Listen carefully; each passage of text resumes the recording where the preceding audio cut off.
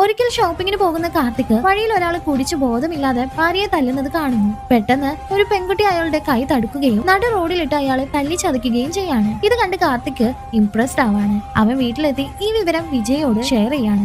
എന്തെങ്കിലും പറയാൻ ശ്രമിക്കുന്നതിന് മുമ്പ് തന്നെ ആ ഒരു പെൺകുട്ടി ഒരു ഓട്ടോയിൽ കയറി പോയെന്നും പറയുന്നു.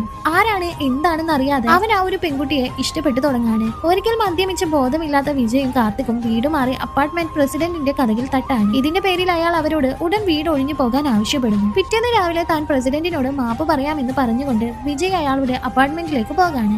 ഇതേ സമയം ബാൽക്കണിയിൽ നിൽക്കുന്ന കാർത്തിക്കെതിരെയുള്ള ബാൽക്കണിയിൽ ആ ഒരു പെൺകുട്ടിയെ വീണ്ടും കാണാം. അവൾ എവിടെയോ പോകാൻ തുടങ്ങുകയായിരുന്നു. ഉടനെ കാർത്തിക് അവളുടെ പിന്നാലെ ചെന്ന് അവളെ പരിചയപ്പെടാൻ ശ്രമിക്കാണ്. താൻ ഫ്ളാറ്റിലെ പുതിയ താമസക്കാരനാണെന്നും കഴിഞ്ഞ ദിവസം റോഡിൽ നടന്ന സംഭവം താൻ കണ്ടുവെന്നും ഒരു ഓട്ടോഗ്രാഫ് വാങ്ങണമെന്ന് കരുതിയപ്പോഴേക്കും കുട്ടി പോയി കഴിഞ്ഞു എന്നും പറയാണ്. പക്ഷെ അവൾ ഒന്നും മിണ്ടാതെ നടന്നു പോകുന്നു. ഇതിനിടയിൽ കാർത്തിക് ഫ്ളാറ്റില് മറ്റൊരു താമസക്കാരനെ പരിചയപ്പെടും. അദ്ദേഹത്തിന്റെ സംസാരത്തിൽ എന്തോ പന്തികേട് തോന്നിയ കാർത്തിക് എന്താണ് അദ്ദേഹത്തിന് സംഭവിച്ചതെന്ന് സെക്യൂരിറ്റി ഗാർഡിനോട് അന്വേഷിക്കുന്നുണ്ട്. പക്ഷെ മറുപടി പറഞ്ഞു തുടങ്ങുന്നതിന് മുമ്പ് സെക്യൂരിറ്റി ഗാർഡ് മറ്റൊരാവശ്യത്തിനായി പോകുന്നു. പെൺകുട്ടിയോട് അടുക്കാൻ വേണ്ടി ആ ഒരു ഫ്ളാറ്റിൽ തന്നെ താമസിക്കാൻ കാർത്തിക് തീരുമാനിക്കുന്നുണ്ട്. വീണ്ടും അവൻ പെൺകുട്ടിയെ കാണുന്നു. അപ്പോഴേക്കും അവൾ ഒന്നും മിണ്ടാതെ നടന്നു പോകുന്നു. അവളുടെ മുത്തശ്ശി അപ്പാർട്ട്മെന്റില് ഡ്രൈവേയിൽ കുഴഞ്ഞു വീഴുന്നുണ്ട്. എല്ലാവരും ചേർന്ന് അവരെ കാർത്തികിന്റെ കാറിൽ കയറ്റാണ്. മുത്തശ്ശിയോടൊപ്പം അവളും ചേർന്ന് ആശുപത്രിയിലേക്ക് പോകും. എന്നാൽ യാത്രക്കിടയിൽ അവൻ ചോദിക്കുന്ന ചോദ്യങ്ങൾക്കൊന്നും അവൾ മറുപടി പറയുന്നുണ്ടായിരുന്നില്ല. ഹോസ്പിറ്റലിൽ എത്തുമ്പോൾ നേഴ്സ് അവളോട് മുത്തശ്ശിയുടെ പേര് ചോദിക്കുകയാണ്. അതിന് മറുപടിയായി അവൾ ആംഗ്യം കാണിക്കുന്നു. അപ്പോഴാണ് അവളെ സംസാരിക്കാനും കേൾക്കാനും കഴിവില്ലാത്തവളാണെന്ന് കാർത്തികിന് മനസ്സിലാവുന്നത്.